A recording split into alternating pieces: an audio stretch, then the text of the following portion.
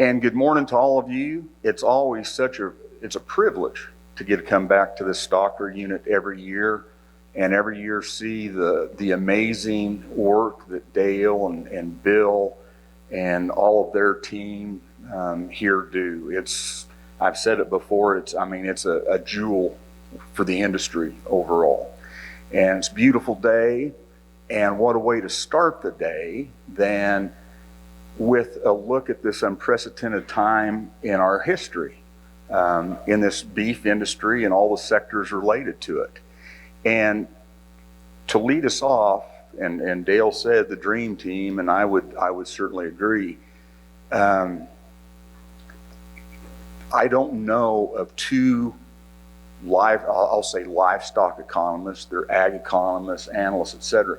But I don't know of two who are more insightful than the folks that you have on the program today. And they're going to dig in and they're going to take a look at here's the short-term outlook from a stocker standpoint. Here's some of the larger, longer-term overall trends to pay attention to. And as we go along here, there will be ample time for questions. So be thinking about things that you're wondering about as they go along. And so with us today, we have your own Glynn, Kansas State's Glynn Tonsor, ag economist. And then from Rabobank, we have Lance Zimmerman, that many of you know, and he's their senior beef protein analyst, I think is what he goes by. And so with that, I think Glenn's going to he's going to take the first lap.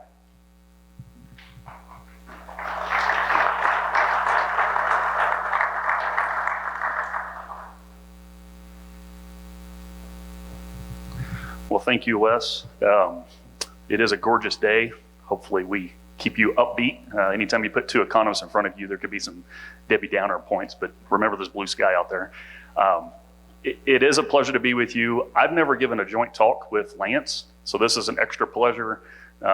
Lance is also a product of K-State Ag Econ, so am I. We both spent a lot of time with Ted Schroeder several moons ago.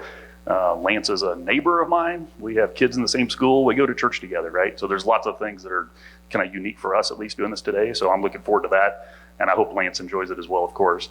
The slides we have here, we will get posted to our Ag Manager website when we're done. So you're welcome to take notes. I always say this up front. I mean, you can take as many notes as you want, but there'll be a PDF of them available probably by the end of the day. If not, certainly in the morning, they'll be up. So don't feel like you got to write everything we're showing you down if we go a little too fast for you. Wes kind of teed this up, but I will tell you, I'm going to give you a much more abbreviated near-term outlook kind of set of remarks, hand it off to Lance to go kind of deeper on some broader trends.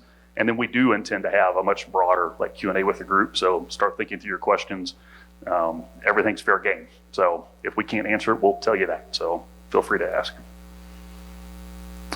So I have two slides. I almost always start with the versions of these. So LMIC, so Livestock Marketing Information Center. I always have to clarify when I'm in Kansas, this is not the K-State ASI based LMIC. This is the one that's out in Denver. So K-State and a lot of other land grant universities are members, USD agencies and so forth. So it's a different LMIC, but they're a data aggregator and they put out a lot of things. And I bring this to you for those of you used to seeing me give these remarks. And these two slides are from LMIC. Each row here is quarterly forecast. And then the yellow row is a calendar year forecast. And across the top is 2025, which of course we're 3/4 of the way through. And then 26, 27 are forecasts on the future. And the arrows tell you the general story. To the far right is down on beef production. Yeah, that's a real bold statement, Glenn. But the exact numbers would be in 2026, we're expecting maybe a 5% reduction in commercial slaughter. We might offset that with a little bit higher dressed weights. I will interject, we've been pushing those dressed weights up for a while, so we can't guarantee that, but there's an expectation that there'll be some additional gains on dressed weights. But the net to the right is maybe next year we're going to produce 4% less beef. That will follow here in 2025, we're probably producing 3, maybe 3.5% less beef than the year before.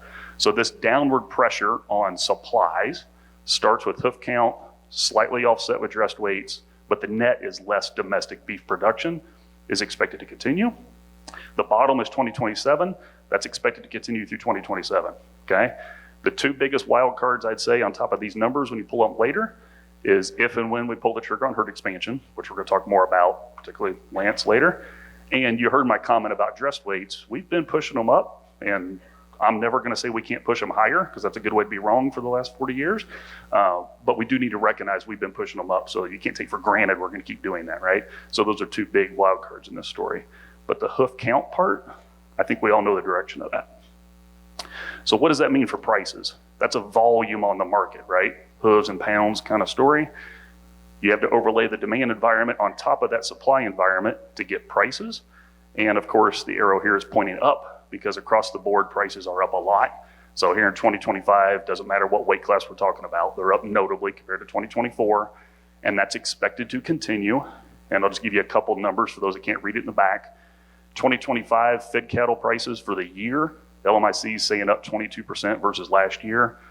Fourth quarter calves, what they have up there is 425 to 428 is the range that's up there if you can't read it. While we walk through the calves for a moment, out into 2026, LMIC is forecasting a very small increase, like maybe $10 a calf, $10 per hundredweight increase on calves. I will interject here, that's likely a conservative forecast. And in particular, if we pull the trigger on expansion a little bit more or a little faster than some think, that price will go up because the supply side support would pull calves out of the market, right? So I'm bringing it to you because it is LMIC's most recent forecast, but I'm giving you the Glynn add-on for a moment. I would say that Q4 2026 calf price, given current beef demand environment, is conservative. Looking out to 2027 is some additional gains, right? But I'm talking $4 calves, right? Plus, which we haven't talked about in the past, to the point about unprecedented times, okay? And the yearly numbers and the other fed cattle numbers are up here, you can pull them up later. But the general trend in these forecasts is additional increases, but a much slower rate of increase than we've had in 25 versus 2024. Yeah, that's not my phone, all right. It'd be really bad if my own phone went off while I'm up here talking, but that's not my ring. So this slide is to set the stage for a comment about hoof count and drive home a point. So USDA historically has something called the January Cattle Inventory Report, and we'll talk about that in one of our Q&A things about market information. We'll come back to that. But what's in front of you is a chart from 1995 through the beginning of this year.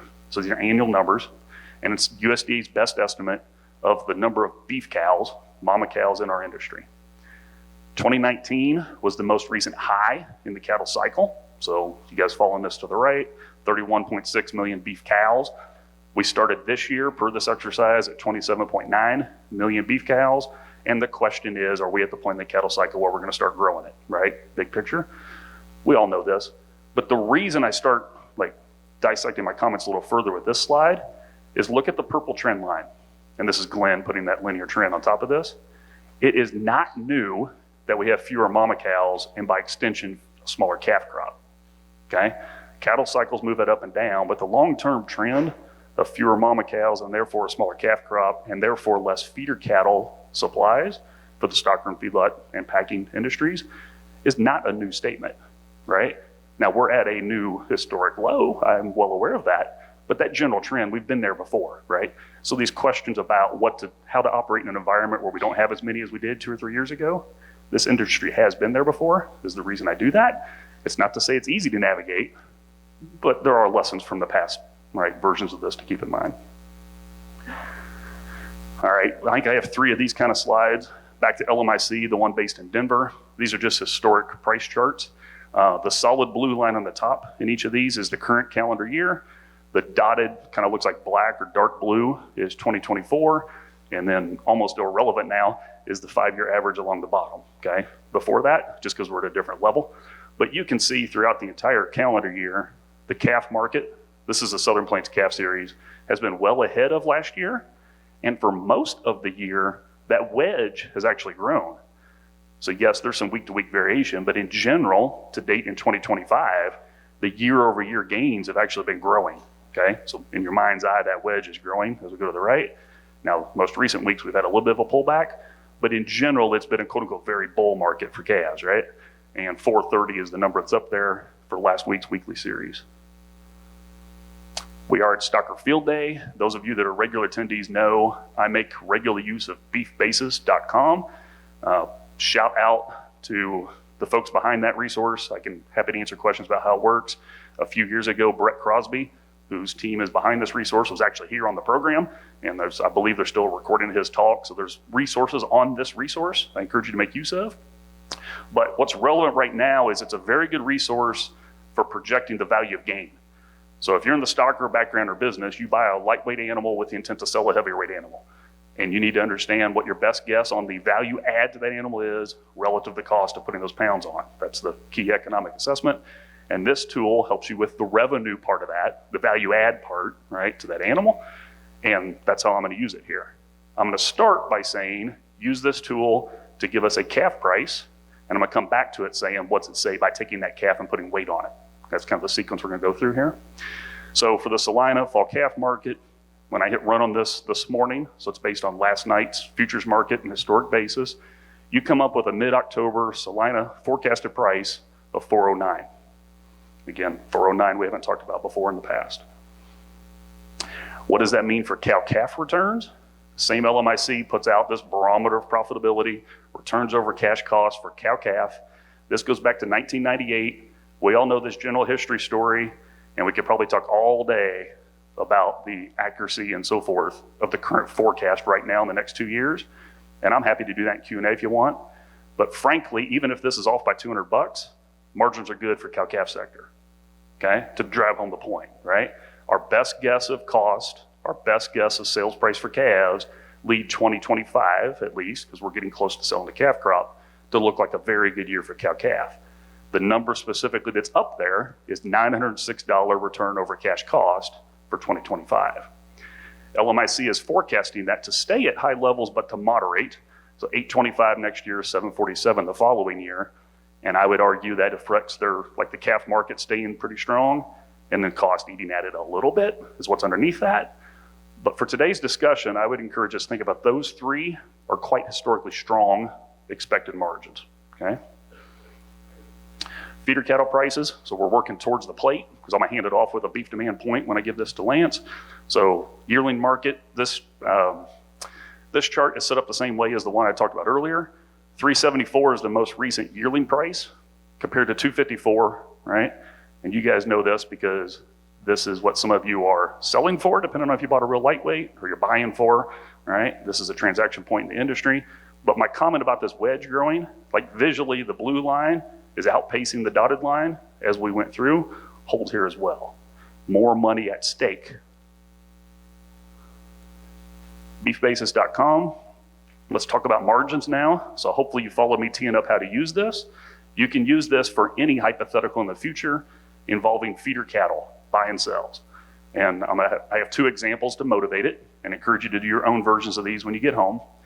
What if you plan to take somebody or retain your own calf here in the middle of October and hold it through part of the winter and sell it in the middle of January? That's the what if I have up here. Specifically take a 6-weight, plan to put 125 pounds on it. Average daily gain that infers is 1.4 pounds per day. What does that look like? Well, the projected buy price or retained price is 409. This is the same number I showed you earlier because you're not selling, you're foregoing the sale in that example. The projected sell price out into January at a heavier weight is 366. Simple math tells us that's a projected add of almost $200 per head in value. And you divide that by 2 to put on a, or not by 2, by 1.25, excuse me, to put it on a per hundredweight basis. You need to then compare that roughly $200 per head value margin that's expected with your cost of doing it and your risk appetite for being exposed to that to decide yay or nay on going down this enterprise. You can do this again for any scenario within the next 12 months because the CME feeder cattle market works basically for the next 12 months, and that's the tool behind the scenes that lets this work. So you can look out to next summer's grazing world. And what I have up here is, okay, what if I'm gonna take somebody yearling, either my own or buy one on the market, next April, weighing 725 pounds, plan to keep it till the middle of August and put 200 pounds on, so I sell it at 925. What does that look like? At the bottom here are the projected prices involved.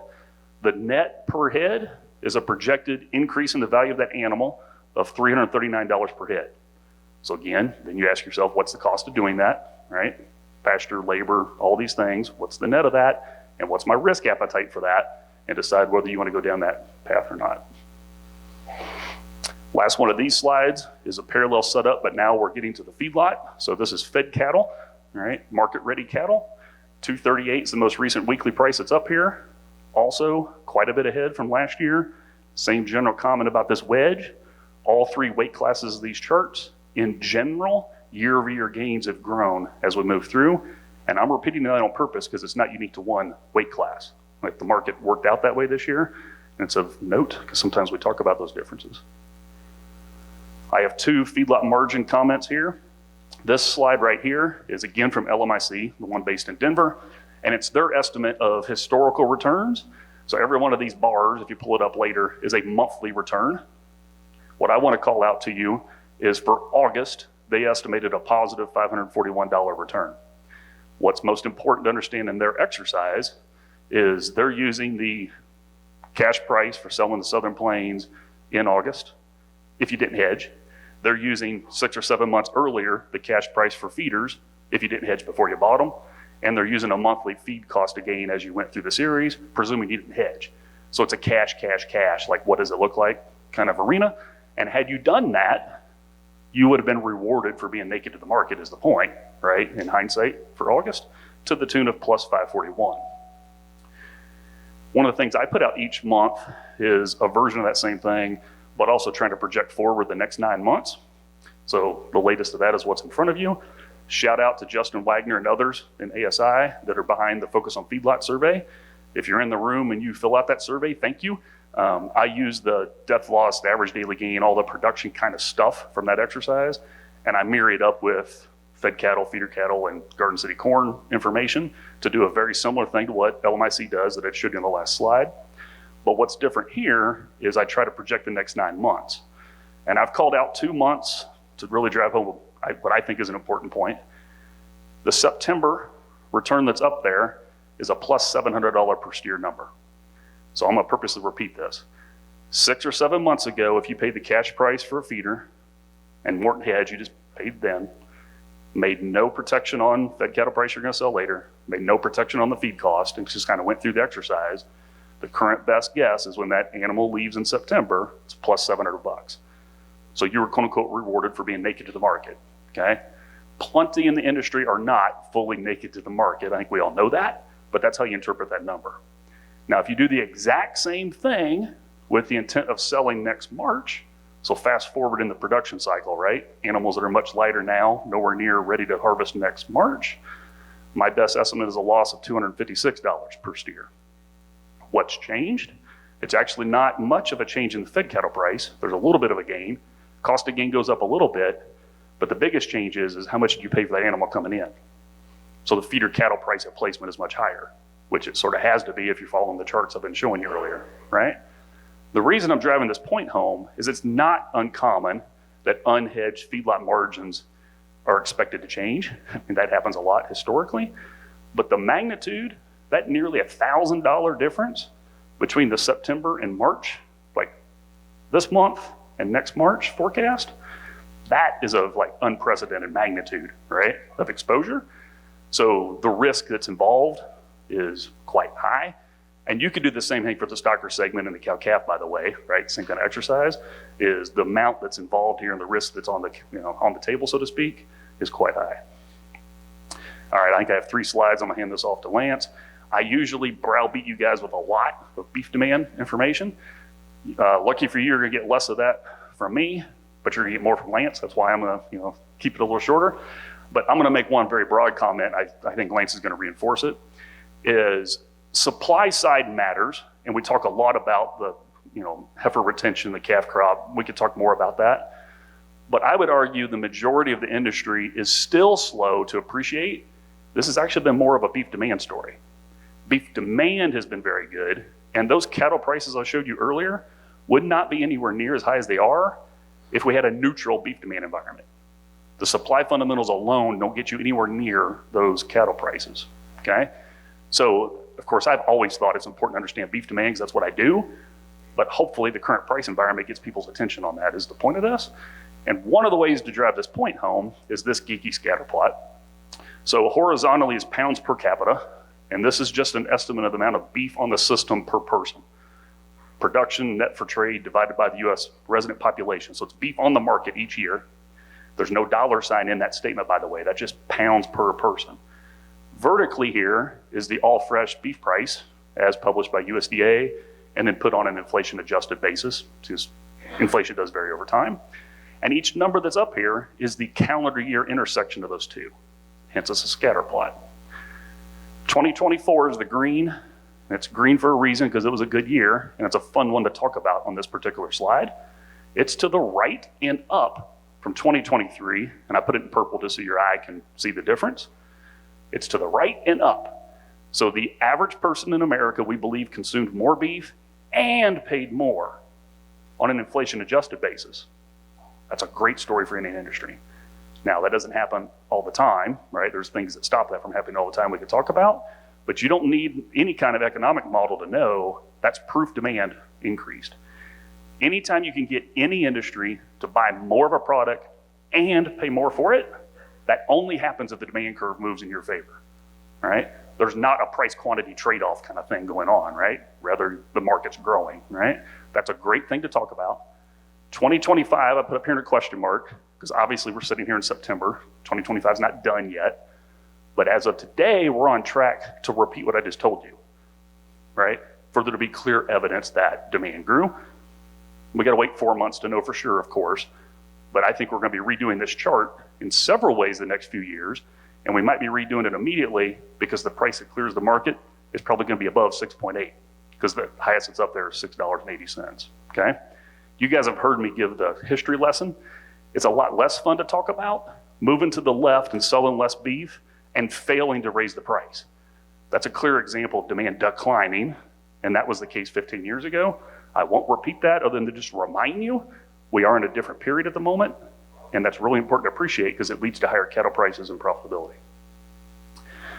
I talk at length about this. There's more resources. You guys can pull this up later. The drive via the beef checkoff resources in July. I broke this down about how you benefited in 2024 as a cattle producer on this. So if you want more on that, please go pull that up later. The last comment I'm going to have for you here is the meat demand monitor. Shout out to the beef checkoff and the pork checkoff for funding that. It's a very deep survey-based dive into all things domestic meat industry that's based here at K-State. It's my last slide just to call attention to this. My biggest concern on the demand front that's been very good is not the taste issue. Taste is what drives the majority of protein purchasing decisions, and beef has definitely benefited from that. So if I had to give you one reason demand has been good, that would be the one. There's others we could talk about, but that's important. I don't think that particular thing's going to change. I think the public's still going to value taste, okay? My concern is in the broader macroeconomic environment, food service traffic, which I know Lance is going to talk about, the MDM points to, you don't go out to eat if you're worried about your finances. To summarize one of those bar charts that's up there, and you spend less on food if you're worried about your finances. Those are headwinds for demand of lots of things, including beef, that we got to keep in mind. We remain in pretty unknown trade and macroeconomic times. It hasn't hit the cattle market too hard, right, here in 2025. It's been good kind of despite that, but I think it's dangerous to take that for granted, is why I interject that here. And with that, I'm going to hand this off to Lance.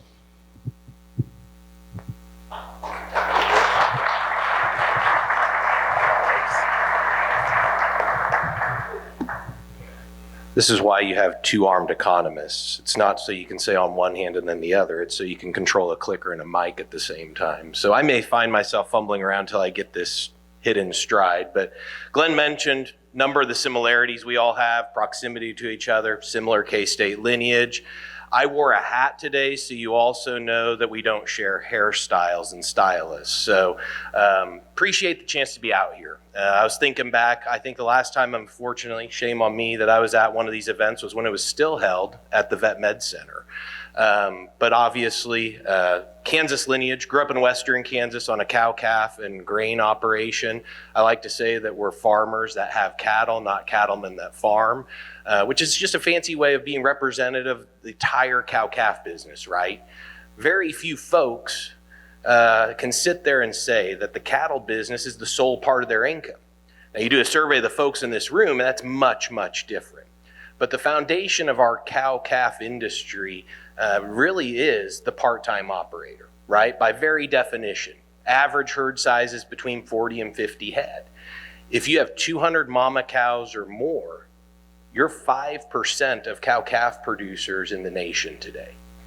And I think that as we think about some of these long-run implications of what's the rebuild look like, what do numbers look like going forward, how do we respond to some of these positive price signals that we're seeing, I think that's a critical part of the discussion. And we're going to talk more about that later.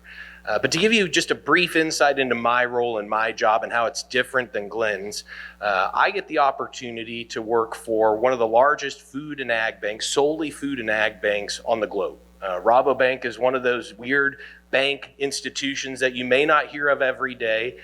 You probably always see the community bank at community events and farm credit folks running around, and they do a fantastic job servicing the ag community as well. They're competitors with us in some sense. They're friends and allies with us in others, especially as we have a beef industry where these prices are getting as extreme as they are and the risks are getting high. We find ourselves working together a lot more than we find ourselves competing. But in this space, I get the chance to be Rabobank's US, Canada, and Mexico beef expert. It gives me the chance to work with clients from cow-calf producers all the way through to end users. It gives me a chance to talk in barns like this and boardrooms in New York. But also I'm a part of a global team of about 100 analysts across the country and across the globe that would cover animal protein, pork and poultry. I have a cohort in North America that does that. I have another colleague that just focuses on beef in Australia. We have team members in consumer foods, packaging, logistics, grain and oil seed, produce, food and beverage, and the list goes on and on. But today, when I talk to colleagues, one of the biggest things I hear time and time again is, man, cattle producers must be really excited about these record high prices they're getting. And I usually tell them, yes, the day they sell. And then the day they have to buy the replacements, they pause. And so that's why for the break slide, the transition slide in between Glynn and myself, I said, record high price anxiety. Because I think no matter where you are, whether you're the cow-calf guy contemplating rebuild, whether you're a stocker operator considering that next turn, whether you're the feedlot operator and the tension that Glynn showed very clearly between cash-to-cash returns today and what the implied returns are 6 months, 12 months from now, or you're the beef buyer trying to figure out how you're going to make this product work as a distributor, you're struggling with how to wrestle with these replacement costs. And so hopefully we can add some context to this. Glynn summarized that relationship between per capita supplies and price very well in terms of what it means for demand. This is kind of the next iteration of what that scatter plot is, so that we can compare some of those years where it's a little harder based on the scatter plot to tell, was demand truly growing or not? We basically account for a fancy word called elasticity, which is simply a term for saying how much should we expect based on academic research. Price should change based on a change in the percentage of quantity demanded. And it allows us to put all those little individual scatter plots on a level playing field. And in this case, we indexed them at 100 during the all-time highs in demand in 1979 on the far left-hand side.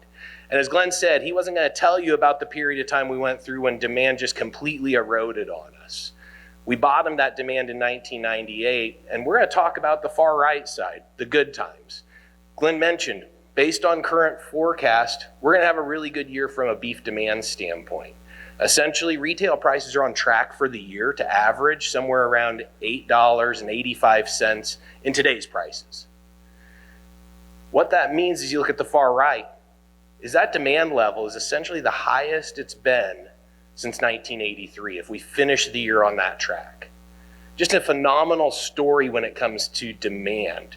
And in fact, when you look at it, I think I don't want to put words in Glynn's mouth, but I think we were all collectively in this family of economists and market analysts that sat back and probably for most of the last 3 years, maybe even the last 4, we kept discounting demand and saying it can't continue to be this good. And yet when you look at the trend for demand, especially last year and this year, it kind of sat back and said, hold my beer and watch this, right? Some of the reasons we did that are pretty self-explanatory. I think the one that I want to kind of call attention to is one that we all need to kind of pat ourselves on the back as an industry. Whether you're the cow-calf producer, the stocker operator, the feed yard, or even the end user, the retailer and restaurateur, we've adopted collectively, I think, a collective message of beef quality is tied to marbling. And don't underestimate how challenging it is to get an entire sector unified around what defines quality. The pork industry is still struggling with that today. The poultry industry is struggling with that today. But I think no matter who you talk to in general, we adopted the framework that marbling is the key to driving value for this industry. And it shows up on this graph. This is a different way to look at the same two graphs you saw earlier. But in this case, we broke out the good stuff. The blue bars are the estimated choice and prime consumption in the US. We're at about 32 pounds a person today, if you look at the far right. And then the orange line is the real or deflated choice beef price. And again, to Glynn's point earlier, it's good news if you're moving consumption out and to the right and price is holding firm. But more importantly, and this gets lost in this graph, when you produce more of a good thing in a relatively steady environment, you have to produce less of a bad thing. And what I mean by that is when you think about that blue bar, if we're producing more prime and choice, we're producing less select and no-roll product as an industry, correct? 2024 and 2025, we will produce over 6 pounds of prime and choice beef for every 1 pound of select or no-roll. 6 pounds of prime and choice for 1 pound of select or no-roll. In 2005, that ratio was 1.5 pounds to 1. If you want to know where our bread is buttered today, it's right here. But it's also interesting to peel back the onion a little bit and say, for all that good news from a demand standpoint, what are the headwinds? And I think both of us would sit up here and tell you this is not a risk-free environment from a demand standpoint. The reason the analyst and economist community has said demand has some threats to it is because the threats are real. And if you look on the left-hand side of the graph, I just tried to put a few of those that we hear regularly. Housing affordability, student loans, credit card debt, and a new one that I don't think is on the radar screen that's going to rear its head is the evolution of buy now, pay later.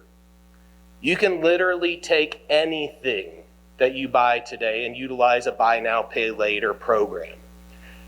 They're not as rigorous on their credit application and their scorecard lending. They're not being tracked in a lot of the greater data services. And they are one of the fastest utilized forms of credit among millennial and Gen Z consumers today, which are our chief buying demographic in the economy. And so these are some of the threats. Now, how are they responding? Because that tension that exists between inflation and income across a lot of those different aspects, they're cooking at home more. And I'll show that in just a minute. They're doing more couponing, more bulk buying, more deals through shopper ads. They're leaning more on discount retailers. Forever we talked about the Sam's Clubs and the Costco's of the world, but now we're talking more and more about the Aldis and the Lidls of the world as well. And then store brand interest, private label. Demand for those products has gone through the roof in a post-COVID environment. And the quality and the delivery of those products has improved day and night compared to where it was pre-COVID. And they're gaining more and more of a foothold as retailers look to control consistency, control branding, and to control basically reputation and leverage themselves against the competition.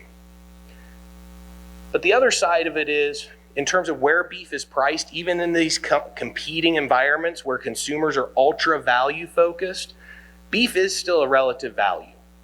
And on the right-hand side of this graph, what I attempt to do is make us realize that beef is expensive. And yes, the consumer has said it's expensive, but worth it. But it's also not as expensive to the consumer as it was during previous highs.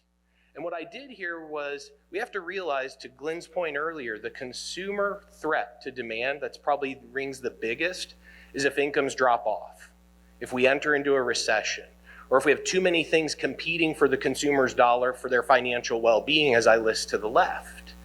But if we just look at beef price, and we look at consumer incomes, and we convert this back to a minutes worked per pound of beef story instead of a dollar per pound story, we got that on the right. And I did it just for ground beef in this instance. And what I did was I also broke it out and said, who's our top 10% of income earners, which are the group along the bottom in red, the top 90% of income earners. And what does it mean for those who are among our 10% lowest income earners in society today? That's the purple line along the top. And there's two trends I want to point out. One is, no matter which income group you're in, beef prices always command more minutes worked to pay for a pound of beef than they did on average the year before. In other words, as we go forward, beef demand is growing. The consumer's been saying, we're willing to work a little bit more to pay for that pound of beef. That's a positive demand story. But then also notice, I painted the trend line in there for each one of those, and notice wherever you are in terms of income earning dynamic, it's still below the previous highs. The previous highs of the pandemic stick out very clearly, and then the previous cycle highs. And so when people ask us, man, if retail prices are already above $9 a pound based on USDA data sets, how much higher can these prices go? Well, I would tell you, based on those previous highs, we still have some upward mobility here as long as these pressures on the left don't become too much. My estimation is, as we look out the next few years, based on the demand trends we're seeing and even being somewhat conservative in those, and looking at these minute worked metrics, we can take retail beef prices to an annual average where this year it'll be in the 880s. Next year, I think it can easily be supported above $9 and probably be tickling $9.50 to $10 by the end of the year. And then as we get out to 2027, 2028, we'll probably be talking about annual averages firmly in the upper half of the $9 range. $9.50, $9.75, maybe even approaching $10 on an annual average. But again, that's dependent on income continuing to grow. The other side of it is, as we think about this, we are seeing a clear shift in winners and losers on the end user side. Our consumer food team has a great relationship with Consumer Edge and the Earnest Group that gives us good access to food service data. And it's clear when you look at the year-over-year trends in customer traffic, whether it's the full service restaurants and the big categories, casual dining, upscale dining, family dining, fine dining, every single quarter we're printing significant year-over-year declines in customer traffic. And you say, well, what about more limited service restaurants? They've been in the driver's seat a lot of times when we've had these tougher economic conditions that we're all talking about. They're on the right. The only bars that are above year ago are the chicken restaurants and the Starbucks of the world. And I always sit here driving through Manhattan and being a local here, and I'm astonished at how many new coffee shops we have. And I say, who could drink more coffee than they possibly do today and paying $5, $6, $7 a cup? I am not the demographic. But clearly, they got something right, because in the middle of that graph on the right, that is them. And so we're going through a period right now where food service is getting squeezed. And it's really been a trend that's existed throughout most of the post-pandemic period, outside of the period where the government printed them free money. As we look at this going forward, I think we're going to continue to see pains here and challenges in this segment. And the important thing that we have to do is making sure as a beef industry, we're communicating to the restaurant segment that consumers will still come if you have a product worth them coming into your store for. Those restaurants that have seemed to struggle the most, the national banners that have struggled the most, are often those that have struggled to keep quality on the menu. They've cut corners, they've quit featuring beef, and they've lost interest in the minds of the consumer. But let's talk about this supply trend a little bit and where we think it's going forward. Glynn touched on this very, very well in terms of we've seen beef supplies hold up exceptionally well.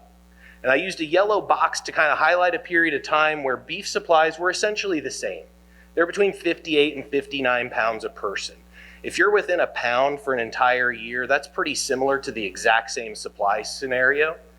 And most of us in the analyst community were forecasting once we hit that peak in 2022 to see a decline. And we saw it in 2023 and we said, okay, here it is. We're going to start drifting these supplies lower. And then 24 surprised us, and 25 has surprised us.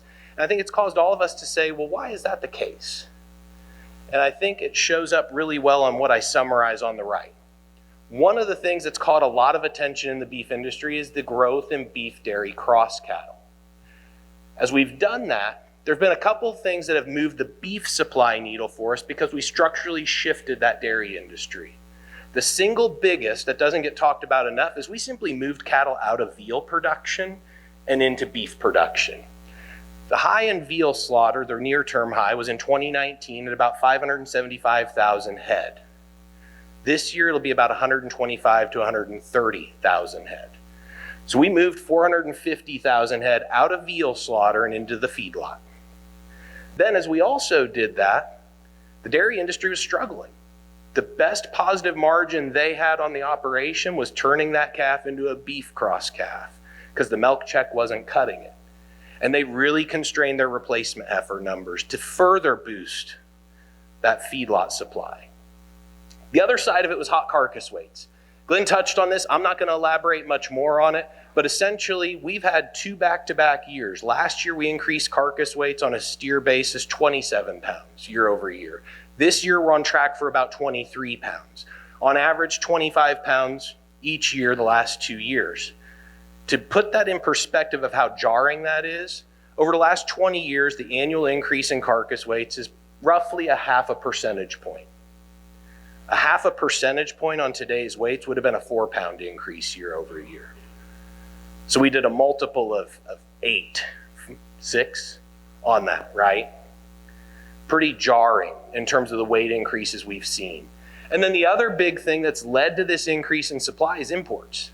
And again, the 20-year trend was always plus or minus 3 billion pounds. Round up, down a couple 100 million pounds and you got it close. In 2023, it went to 3.7 billion pounds. Close to where we were during other contractionary environments from a herd rebuilding standpoint. 2024, we took it to 4.6 billion pounds, clearly a new record high. This year, we're on track for nearly 5.5 billion pounds. We'll fall short of that because of rejecting Brazilian product thanks to a 50% tariff, but we're gonna still be over the 5 billion mark. It's just a matter of how much over by the end of the year. And I think the other part that may get lost in just the lighting in this room, but is what is the mix in that supply? And as we've needed to compete with cheaper pork and poultry, the beef industry is placing a bigger burden on how much ground beef we're producing.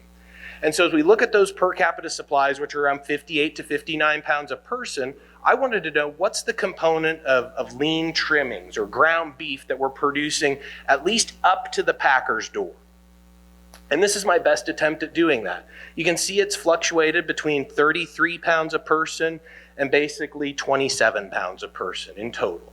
But the source is important on this. As you look at the green bars, that's the amount of trimmings and grinds that's coming from our fed cattle population on a per capita basis. The middle bar, the light blue bar, is out of our cow and bull production. And the purple one or dark blue is imports. If you look at that, especially the yellow box in the last 4 years, we're chipping away at the cow and bull supply of lean trimmings. No shock, we've hit the brakes on cow slaughter. We've done it in the beef cow business. We're doing it in the dairy cow business. The dairy industry, as we get to 26 and 27, is probably going to cull more aggressively again. As they rebuild their replacement heifer numbers, they'll resume a little bit more normal culling rates. They'll contribute back to that domestic supply of trim more. But imports are the result of us having less cow and bull production out there to turn into burgers. A little bit on the fed supply too. But as we look at it, the amount of imports we've built into this market today are astonishing. And so as we think about this going forward, what does it all mean for the greater picture of what do cow numbers look like going forward? And this is the January 1 beef cow inventory. Glynn highlighted the same graph, the long downturn trend, the peaks and valleys, where each traditional peak is below the prior one for the last 40 years. As we look going forward, though, what I want to focus on is the trough we're in now. And I get a lot of attention every January 1 and every July 1 when we have a July 1 report of hand-wringing over a couple 100,000 head. We need to stop doing that. It's popular for news articles and sound bites on ag radio, but if you go to the back of the report, the very last page, they print something that only Glynn and I look at, and it's the confidence intervals around those numbers. And what the government readily admits is anything within 250,000 head of each other is pretty much the same number statistically. That's all that means. And so I highlighted that area around 2024, 2025, 2026, and with a little rounding error, you can include 2027 in there. It's just a little bit above 250,000 in range. But all 4 of those years are the same cow herd. And our forecast today, based on heifer retention we saw last fall during the run, and heifer retention that we're seeing now through summer video auction markets for fall delivery and the fall run that's upon us right now, is statistically, this cow herd's probably the same for next year and the year following, which also means the resulting feeder cattle and calf supply. Probably not going to be a whole lot different in terms of the eligible calf crop we produce. The decline in magnitude of that feeder cattle and calf supply that you all are interested in is really going to depend on what Glynn pointed out earlier and the magnitude of the heifer retention. And that then tells us how aggressive we'll be on that rebuild as we go from 2028 to perhaps 2032. If market conditions remain strong and if Mother Nature approves, right? And so where are we on that rebuilding effort? And this is a very busy graph, and I almost want to apologize at putting it in front of you, but I think go to the PDF and look at this when you get home, and I think there's some really interesting things we can study here. This is looking at total cattle slaughter on the left, but I really want you to focus on the red and the green lines. They correspond with the axes on the right. Expansion in the U.S. cow herd and eventually the beef supply and slaughter depends on culling rate, how many mama cows are we getting rid of, and heifer retention rate. How many open heifers are we keeping on farms and ranches every year? And what you'll notice if you compare the last cycle to this one, there's a difference. In the last cycle and most of the previous cycles, those lines behaved in almost equal and opposite direction to each other, right? As culling rate declined, heifer retention improved. Notice what's happened over here as you look specifically at 2024 and 2025. We hit the brakes on sending cows to town. I think most of you would say there's not a cow left that's eligible for expulsion this fall, right? If she is, she's really got to earn it with some really ornery attitudes or a mouth that's missing teeth. But look at the green line. While we stopped sending cows to town, we've kept sending heifers to town. That heifer retention rate still remains really low. Part of this is some data differences, I would argue, that I'm not incredibly confident that the USDA is capturing, and that we are just producing more heifers today. And I think it's throwing off some of our government survey mechanisms and the models that respond to them. We're producing more heifers today because of the graph I showed you earlier on beef dairy growth. They use sex semen to target their heifer retention goals. Those are 100%, nearly 100% heifers, right? 90 some odd percent, guaranteed heifer pregnancies on anything they want a replacement heifer out of. And if they're a beef on dairy facility, then everything else just gets beef semen. 50-50 chance of heifer steer. So inherently, compared to the old way of developing heifers and creating a dairy-fed supply, we're getting more heifers into the feedlot system, getting more heifers into our sales data, getting more heifers into our underlying data, and I think it's skewing some of the government's numbers. But I do think there are attitudes out there in the countryside that have very clearly said it's more profitable for me to sell this calf now than try to retain her as a heifer when I calculate the risks in my mind. And so where does that feeder cattle and calf supply go? Even with the rebuilding effort I charted earlier, I do think we're at a place where we're near the lows in the feeder cattle and calf supply. We can, with these numbers being just below 24 million head next year, 2027, we can still support the rebuild going forward. But notice the recovery in those numbers is pretty gradual, because the longer we draw out this retention effort, the less robust that available supply for grazing cattle is. And then the price trends. Glynn shared the LMIC numbers. I always get really nervous putting two forecasts against each other. I'm really grateful he said what I thought. which is my numbers. I tend to work on my price forecast a little bit differently than anybody else. I started this work at CattleFax and guided our price forecast there. I continue to use the same methodology today. It's not right. Next year, if I'm gracious enough to be able to invite it back, you can all tell me how this number is wrong. But what I like to do is start with consumer demand and say, what's my gut feel factor today on what the consumer is going to be willing to pay for beef in the next year, 2 years, 3 years, 4 years? And then after that, I've established the number of dollars that are out there for the beef industry to share. I just got to figure out who's toughest at the arm wrestling match between the retailer, the packer, the feed yard, the stocker operator, and the cow-calf guy. And so based on those numbers, I actually have calf prices next year going to $470. So statistically, not a great difference from what LMIC is, but marginally higher. Fed steer prices, and I do this as an 8-weight steer, $355. Fed cattle at an even $250, just because it's nice to have round numbers. And boxed beef just short of $4 for the year. And if I'm undercutting one of those, it may actually be the boxed beef price. And then with these higher prices, I think it's important for me to mention the risks in this industry have never been higher. And I'm not going to go through all the text on here, but one of the things I want us all to be thinking about, I wouldn't be doing a good job representing a bank if I didn't talk about risk, is risks are unprecedented right now across the supply chain. Anytime you're at record high prices, you're at the point of maximum financial risk. Doesn't matter if we think prices are going higher next year, we're still at a risky business level of prices today because we've never been here before. We have about 70% of cattle on feed today are using some form of risk management. It was record high about 3 months ago at 75%. That includes futures participation, options participation, livestock risk protection, livestock gross margin insurance. Everybody recognizes this, but it's not just price risk protection. It's production management. It's financial and market. It's institutional. It's environmental. And so right-sizing your operation across the entire platform for the risks that could present themselves has never been more important.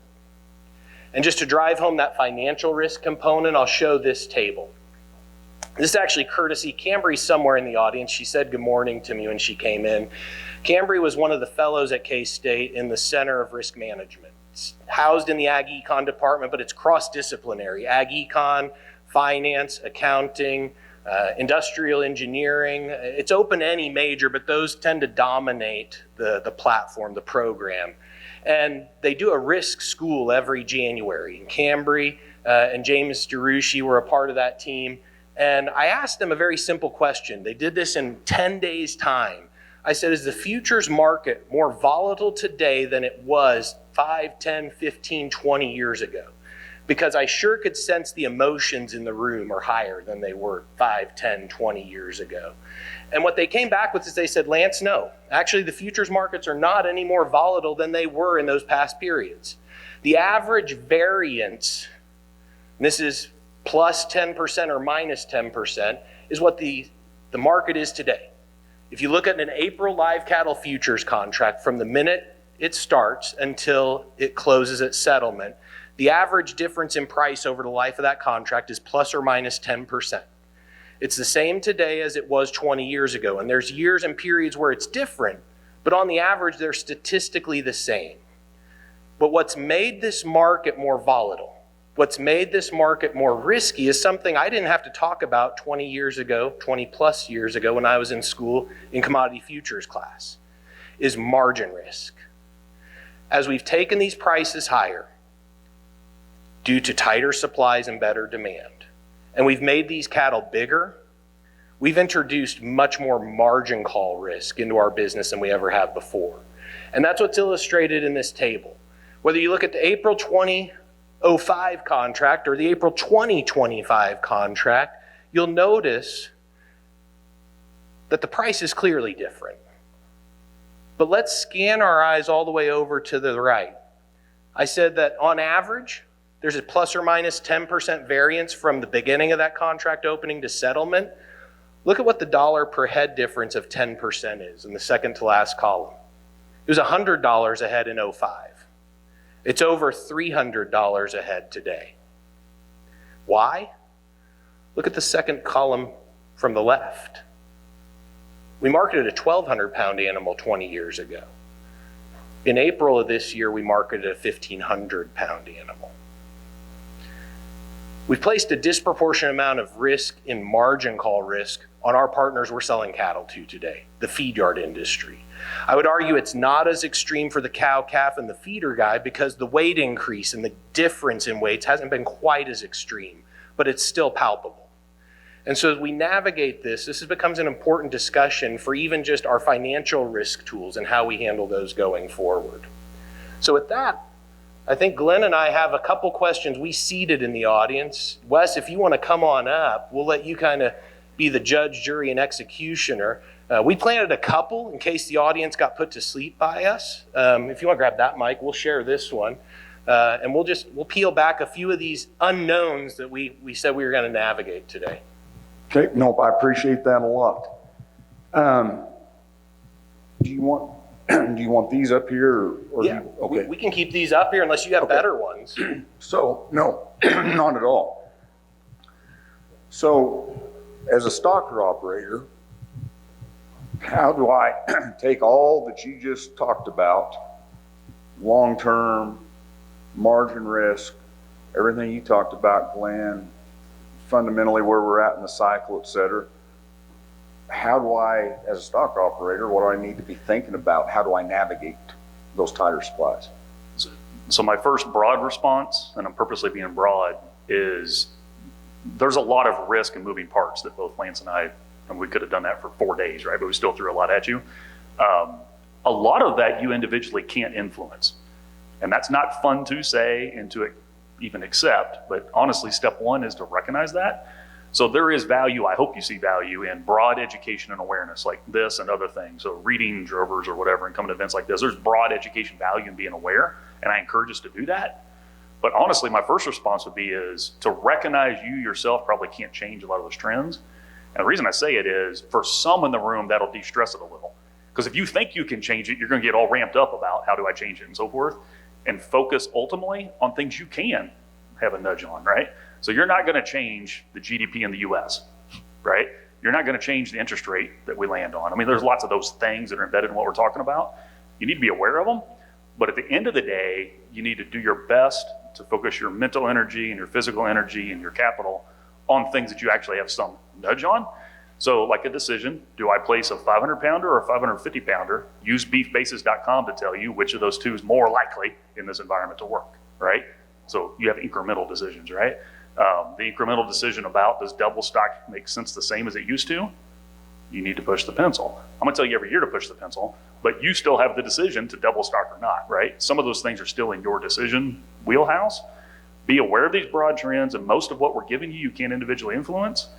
But at the end of the day, force yourself to move towards the things that you can actually influence. I'll just add to that, Wes. I think the one thing we have to recognize is kind of the point I was ending on. Risks are unprecedented today in this business. The one thing that I feel like Glynn and I and others are probably on the same page with, I don't think we get much dissension in this room, risks likely to stay elevated the next few years. And in that environment, you can't offset 100% of the risks in this business.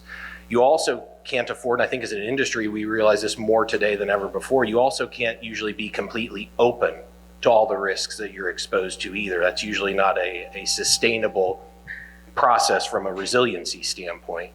And so over these next few years, I think everyone's answers are going to be different to this question, but the question is, what level of risk are you comfortable assuming within your operation? To some degree being open to, right? Some of that's going to be, I'm going to be taking calculated risks to rebuild this herd, and the risk is I'm going to constrain my cash flow a little bit as I do so because I'm giving up that income, and not only that, but I'm adding cost as I develop those heifers. For some of you, you're going to say, I need what Glynn showed to be a little bit more open this market going forward. And so what are my strategies to do that? Well, it may mean that I'm not carrying a 70% hedge position on my inventory. I'm only carrying a 50 or a 60. Or it may be I can't just sell futures, but I need to be looking at option strategies or three-way strategies or LRP. The other thing that I would say is you also need to just invest in your supply.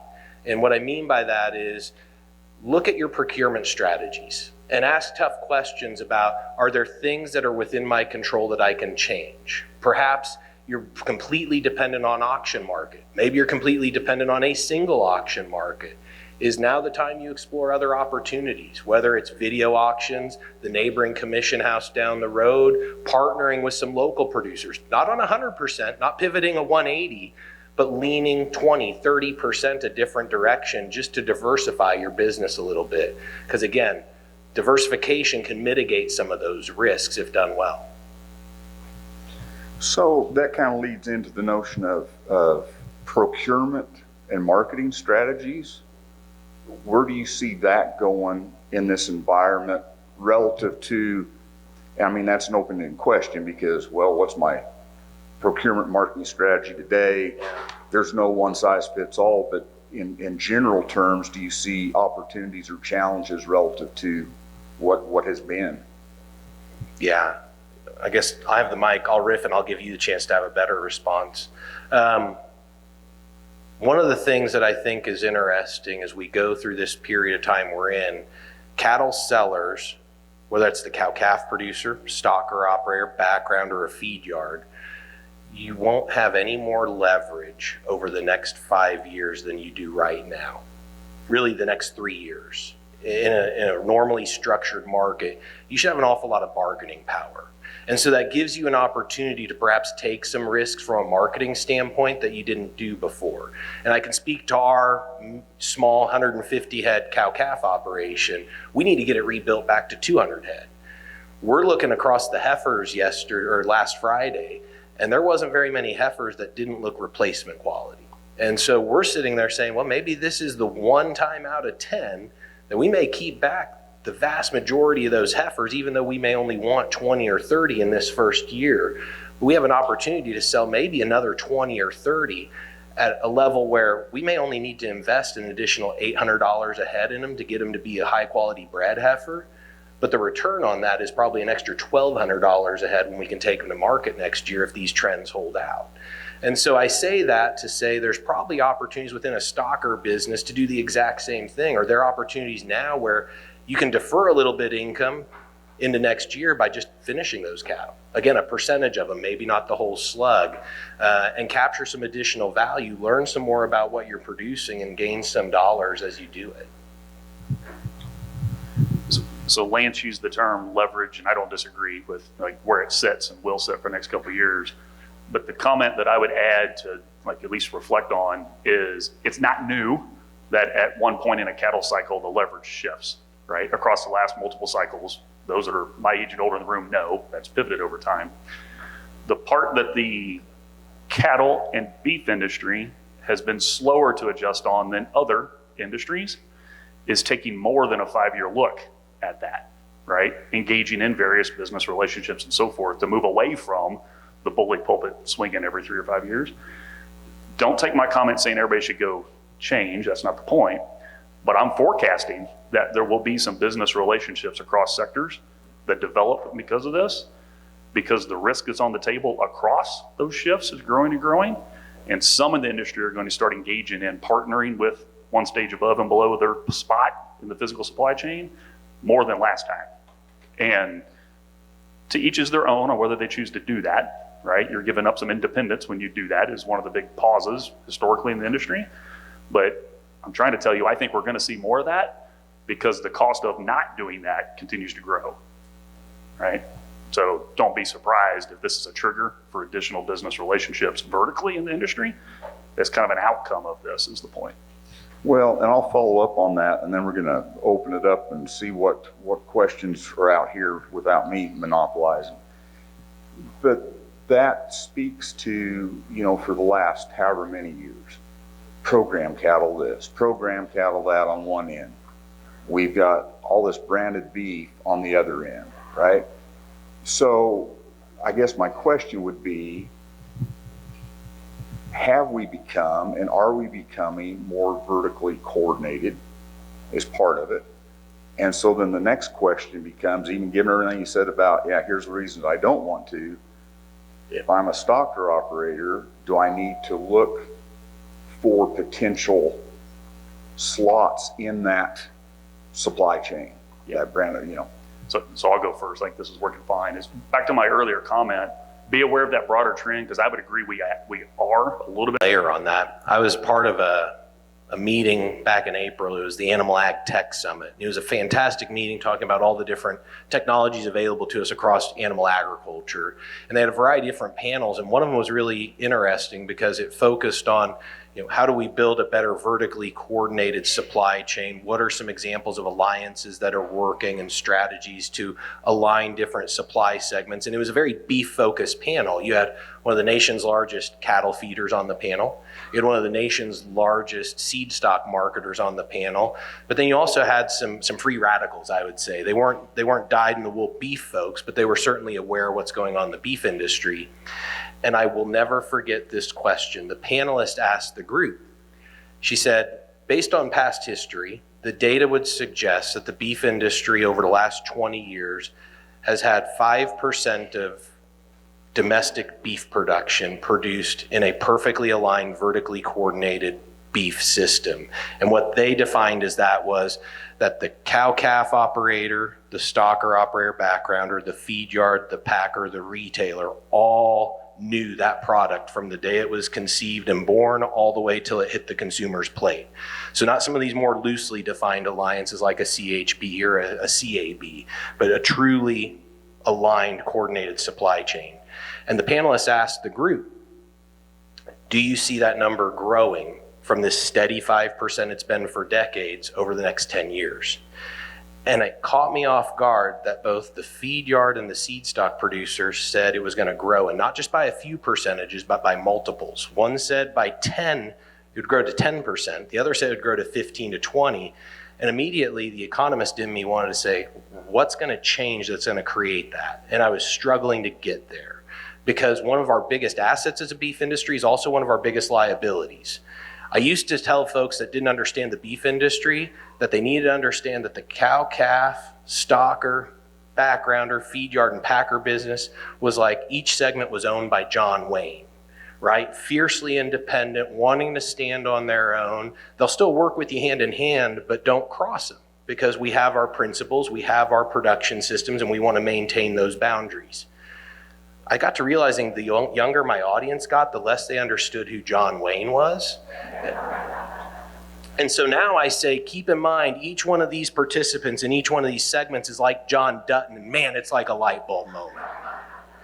I say that in jest, but what was really cool was the one guy on the panel that wasn't getting boots dirty every day probably had the most provocative answer. They asked him, and he said, it was at 5%, is what you said? She said, yes. He said, it'll stay at 5. And now I was listening. And he said, we don't need vertical coordination in the beef industry. We need really strong signals for specialization in the beef industry. And all of a sudden I realized that makes sense. That is what certified Hereford beef is doing. That is what certified Angus beef is doing. That is what a lot of our branded programs and even our quality grade system has done. It's given us very clear targets. And then there have been really great industry partners along the way that have told us how we hit those targets. And so I don't want to discount what Glynn's saying, because we're already seeing it today. Walmart's an investor in the beef plant in North Platte. Prior to that, they've invested in a program that runs through Creekstone. And they've worked with feed yard partners and ranch partners along the way to build out their higher quality program. We're going to continue to see those instances, but they're only going to be a percentage of the supply. Even more recently, right? Cobalt Cattle Feeders now is 50% owned by King Ranch. Well, congratulations. Even if King Ranch wanted to send all their calves to them on one day, they could fill up one Cobalt feed yard with one turn of cattle. We're not going to see it in big numbers, but we're going to see more players learning more about what's going on in the segment above them or below them. Okay. Out here, what questions do you have? A couple over here. Here, you want to, let's trade microphones. And I'll go You back. want to send this one to the crowd? Yep. Okay. So recently, our Secretary of Agriculture alluded she'd like to have a success story with the beef industry. That so they can, everybody So recently, our Secretary of Agriculture alluded she'd like to have a success story with the beef prices that she did with eggs back in March and April. Any thoughts? Restate what she said so I get that clear. I don't know if I caught that soundbite from our politicians. She alluded she'd like to have a success story to take to the next roundtable with the beef prices that she did with the egg prices last spring. Good luck. Is that an appropriate response? There's a structural difference between egg prices and beef prices, and they won't like this, but I don't think the government really influenced what happened to the egg price. High-path avian influenza is what challenged our egg market. Seasonally, high-path avian influenza, guess when it peaks? Cold weather months. When do we get flu and cold viruses, right? And so what happened is we just came through a dramatic spike in this variant of AI that's really wreaking havoc on our oldest birds. Our oldest birds are always in egg-laying operations and turkey operations. Broilers don't get affected by high-path avian influenza because that interval is so short. You can have a bird bred in March that her offspring become chicken in your freezer by September, right? And so high-path avian influenza doesn't have much of a time horizon to infect a bird in that system. Egg layers are a different beast. Turkeys are a different beast. All that happened was high-path avian influenza slowed as we went through the spring and summer. We rebuilt the supply chain, and guess what happens when you have more supply? Prices go down. Beef's going to be a different story because it's not affected by a short-term virus that has a seasonal pattern that's relatively well-defined. It's a structural challenge.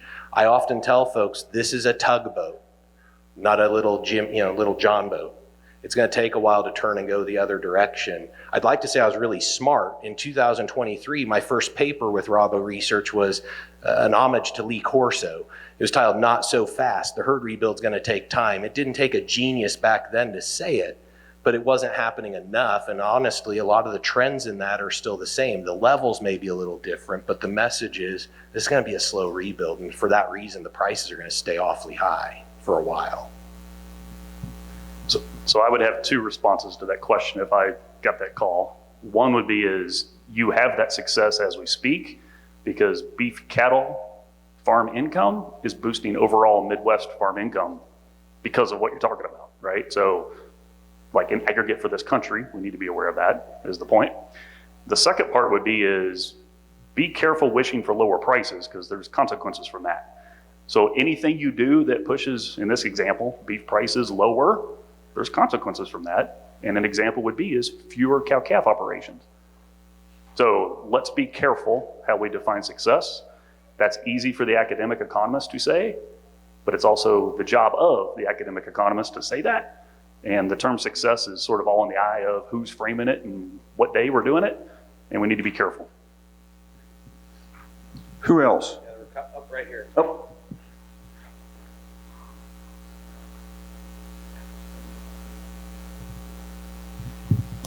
I'd like you to talk a little more about procurement. As we see a big trend in more video auctions and more what I would call independent live auctions being bought out by larger groups, how do you see that impacting our prices in the long run? And then my second part to that question is I've heard rumors that there's potential DraftKings style bidding being able to happen on the Chicago Board of Trade, and I'd like you to talk a little bit about that as well. I'll take the first one and Lance can take the second one. No, we could both touch on that's fine. I was trying to allude to it on your first question, right? It's not new that video auctions and so forth are growing, but I think it's almost as simple as beef isn't beef, which is what Lance made clear, right? Beef versus or prime versus select, so forth is the start of that, but it's actually a lot deeper. And cattle aren't cattle anymore, right? And if we recognize that and accept it, we should not be surprised that the markets evolve. This isn't a pro video auction comment, but it's aligned with what I just said, right?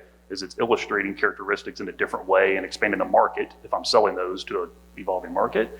I do not think that's going to stop, is what I'm trying to allude to.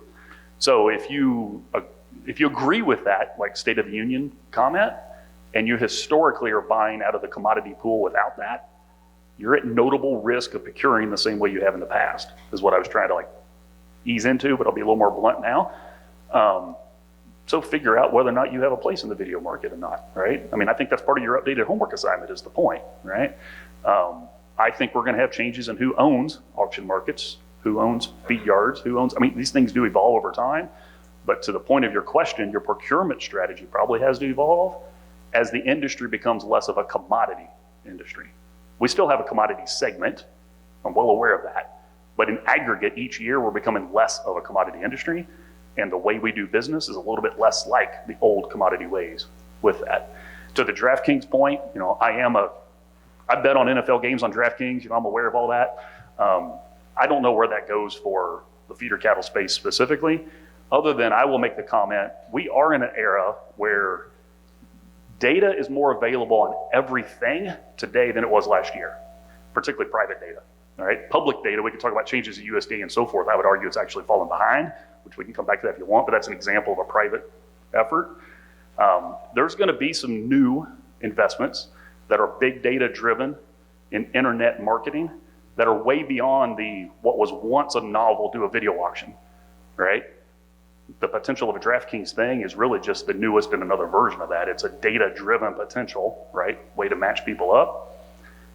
To each is their own. If there's a market opportunity for that, in my eyes, I don't think it's gonna take over tomorrow, to give you some pause, but the broader trend about cattle aren't cattle, beef isn't beef, is underlying all of that. Yeah, I honestly, you answered that so well. I don't have a lot to add. The two nuances I would to each of those questions is, one, I would say I do think we're going through a natural evolution in cattle marketing today, and that's not new. That's been happening forever. But I think we are seeing an accelerated rate of change in terms of how each of our segments of our operations evolve. And the livestock marketing aspect of that is not unique to that. And I think, to Glynn's point, I think we're going to see a situation where as these local auction markets get bigger and the smaller participants consolidate, you're going to see more opportunities and more service coming from those operations. At least that's usually what happens. And you saw it happen in the West about 20 years ago. You have a lot of companies that they are having an in-person, face-to-face ring auction with a live, bid and call. But they also have a video auction market product, and they're diversifying those operations. We're still going to have a cow-calf business that's dominated by smaller players. But what I will say, in my opinion, as we navigate this herd rebuild going forward, the trend's already been set. What I mean by that is the only demographic that in the last 10 years has seen their share of the cow herd grow are those with 200 head or more based on the US Census of Ag data. It happened in 17, which isn't shocking because we were still at inventory highs, but then it continued into the 2022 census. I think as we go forward, because of these risks and pressures and the need for working capital that we've all alluded to this morning, as those pressures intensify, the rebuild's gonna happen with two kind of intersecting Venn diagrams. One is based on age, one's based on cash flow. The first one on age is those producers that have decision makers that are younger on the average are probably going to be more likely to rebuild in this phase of the cycle. It's not a loss on any of us. The younger you are in this room, inherently you're a bigger risk taker more often than not than the generation that's older than you if all else is equal. The other side of it's this other Venn diagram where it's those operations that have the working capital to afford the rebuild. And where the rebuild happens is the intersection of those two circles. And that's likely to be that 5% of cow-calf operations that are bigger. And that also facilitates some of that evolution in the calf market space and how we procure cattle and how we sell cattle. To the other question, I do think it's interesting. I think I saw the FanDuel's announcement. It doesn't shock me if DraftKings has followed suit.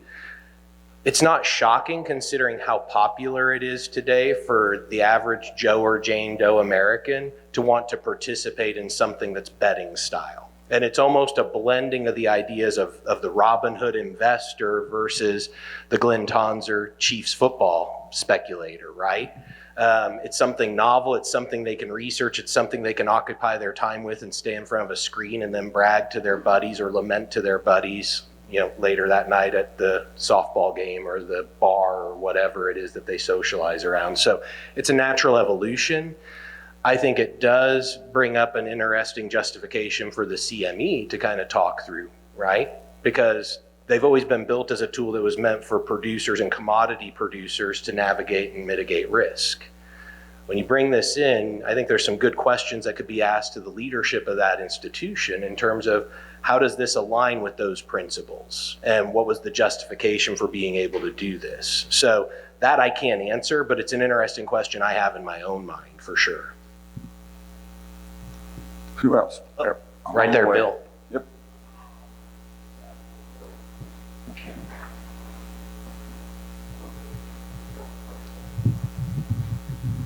The seasonals in the cattle market, a lot of the old traditional cattle guys follow seasonals, and a lot of them got burned this year and maybe last year because of the seasonals.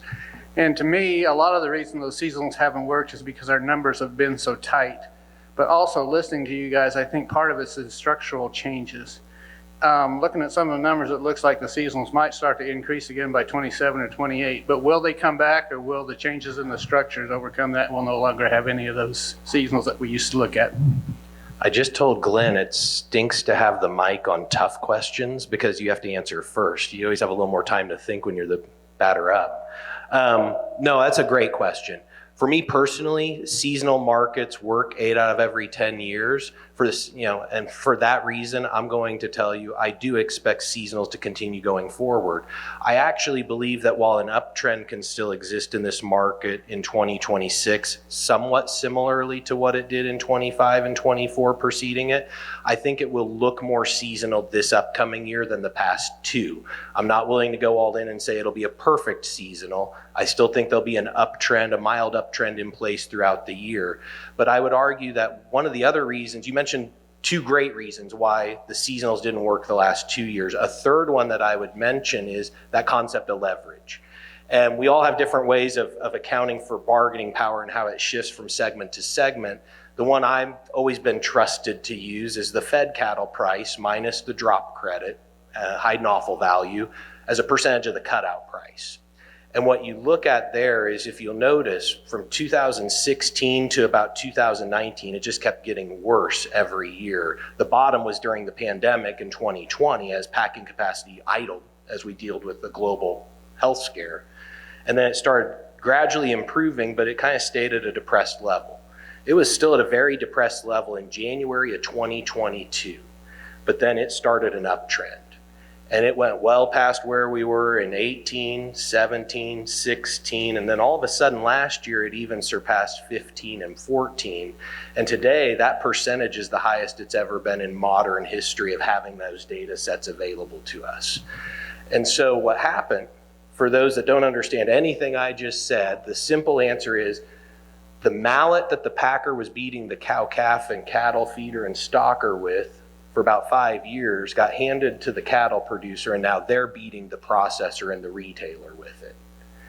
And so as we've gone through this massive leverage shift, that's also created some noise around our ability to forecast prices and expect seasonals, because quite frankly, we've never seen these bargaining power shifts happen as fast as they have before. I mean, to do that in essentially 3 to 4 years is mind-blowing.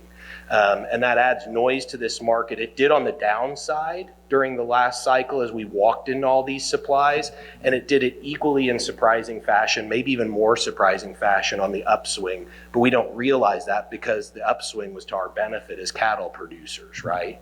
So I would add to that, but I do think seasonal factors going forward make sense, with one caveat. I think fed cattle lows always are going to become later than they were 10 years ago, simply because we've added 50 days on feed versus 10 years ago. What I would add is the typical use of seasonals is motivated by historic rules of thumb. And most people that use seasonals use a 10 or 15 or even a 25-year, like a really long, right, average to get it. And the risk in using, say, a 20-year average to come up with your seasonals is you're embedding an awful lot of the old world into defining your current seasonal expectations. And it's slow for things to change if there is structural change afoot. There's a supply part to seasonality, right? The majority of your calves are born at a certain time that drives a lot of this, right? We get that. But even that is different than 30 years ago because we have more like 2 calf crops today than we did 30 years ago, right? So on the supply side, that's evolving. But I want to really impress on you the demand part of it. I would argue is more uniform across 12 months than it used to be. And it's almost as simple as there's more people that live south of here that can grill for more days than there was 20 years ago. And that alone changes the grilling demand window. That alone flattens, so to speak, right, your typical beef demand seasonality. So I think there's value in using seasonality, but I would strongly encourage you to shrink whatever number of years you're using for it, because it brings in a world from 20 and 30 years ago that I think is a lot less relevant. And be aware it's both supply and demand seasonality that are underneath those price seasonalities you're talking about. Who's next?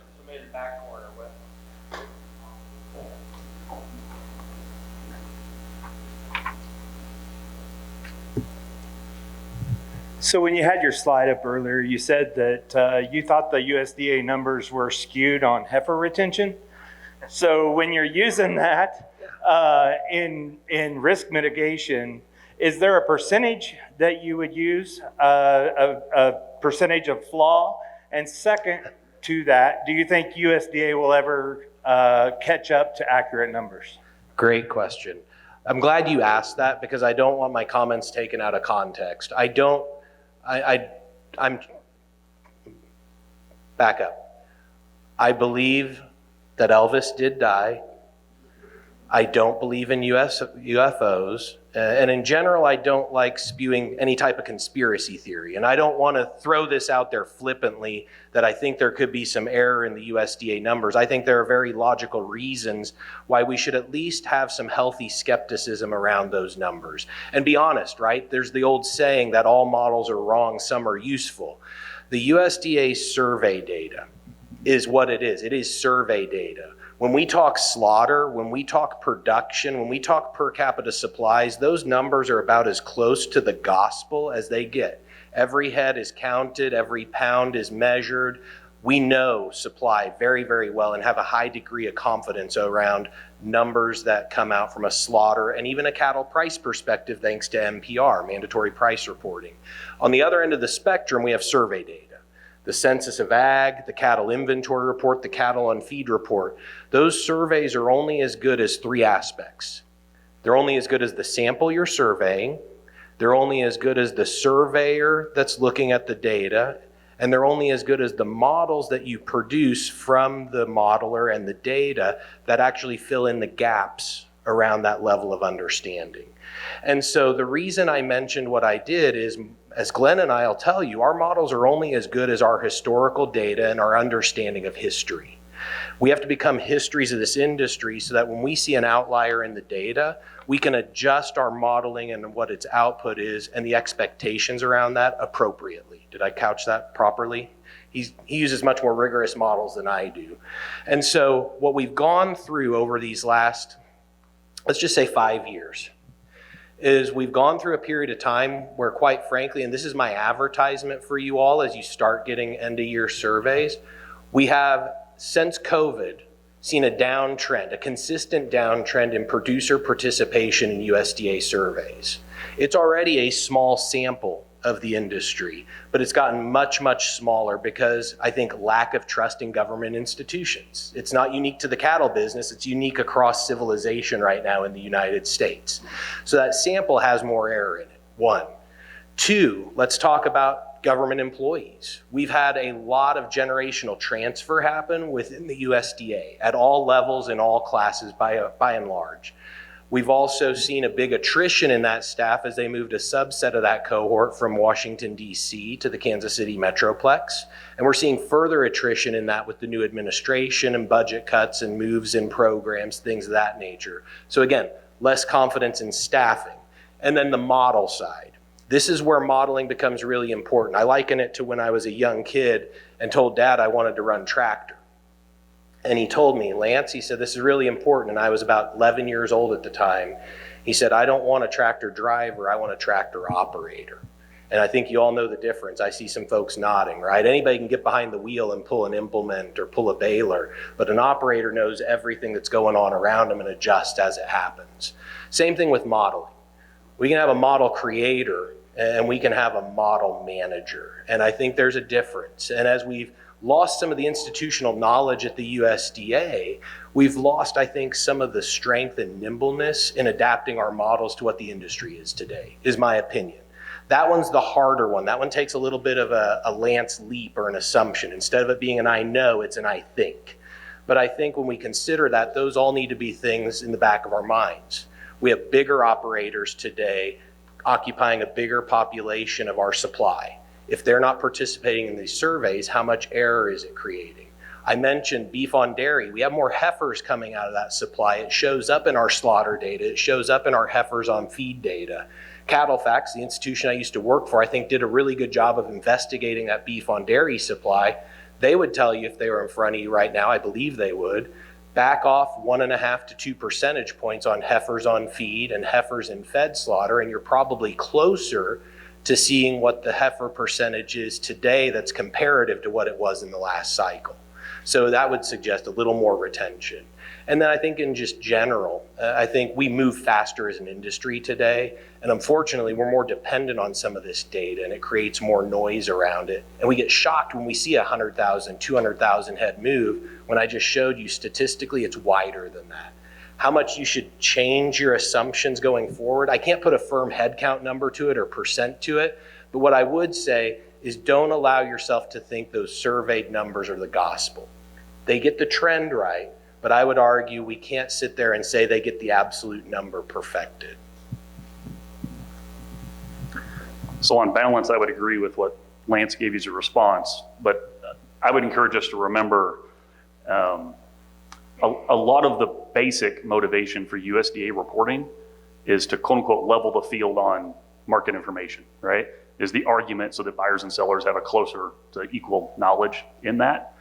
And the less well-funded they are, the less frequent the reports occur, the worse the staff is, all those things, the less likely we are to have a public good that's providing a data information set that's accomplishing that.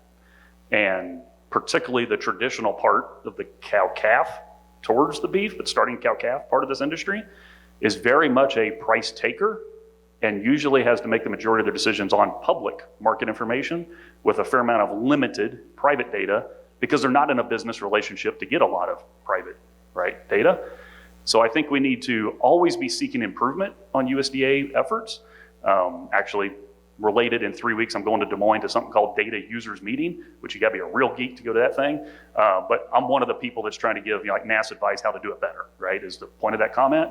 And I think we need to continue to do that. I mean, that's sort of part of my broader job, if you like, be an unbiased person, try to make those reports and efforts better. How do we make response rates better, blah, blah, blah.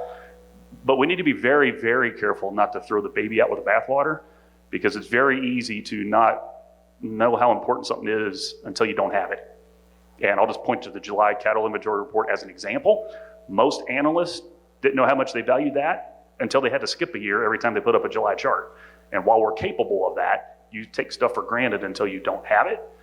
So word of caution on the pitchforks point of this. I do think there's a public good component and we can do better. I 100% agree with that. But we need to be very, very careful not to throw the baby out with the bathwater. Anybody else? Got something burning? If not, I will follow up on that last question, and this will be the last one.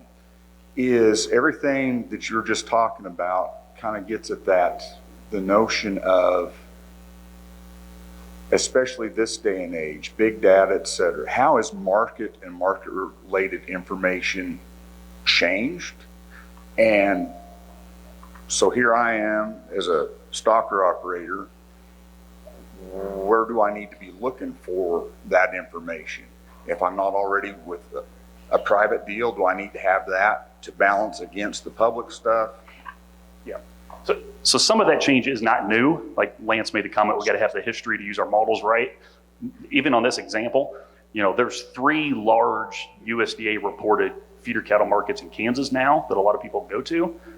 For the historians in the room, there used to be more than 3, right? So some of these changes are not new, is why I'm imposing that. It's not unique to this cycle or this administration, is why I'm starting my response that way.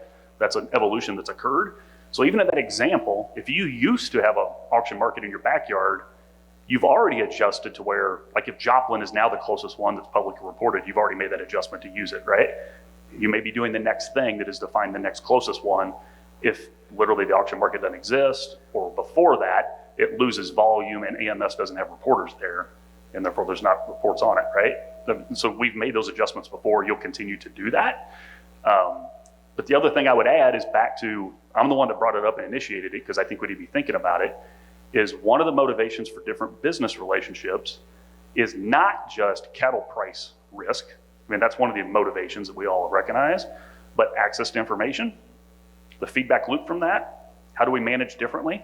How do I buy different cattle in the future when I know how they performed in a much geekier way than we tend to recognize? Access to information is on the list of reasons to explore partnerships or listen, right? Several in the room know that, but it belongs in my response to you is, it's not just where do I find a price quote, it's how do I be aware of why that price is what it is? Because cattle aren't cattle and beef aren't beef. Now, Glynn answered that really, really well. And I would just say too, man, right spot here with these mics.